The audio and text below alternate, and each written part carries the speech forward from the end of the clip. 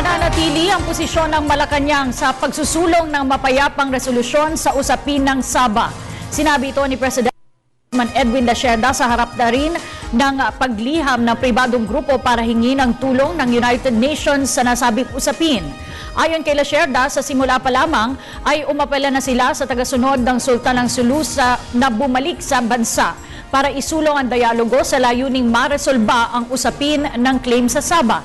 Hindi na nagkomento ang palasyo sa umano'y pagtungo ni Kiram sa CBCP para humingi ng tulong sa Vatican.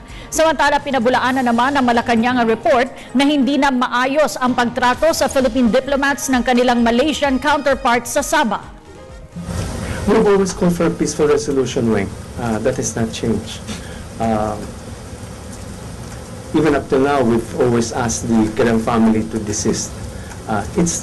It's up to them. They have refused to heed our concern, heed our plea, and they have now asked people as though we are the aggressors. We were not the aggressors in the first place.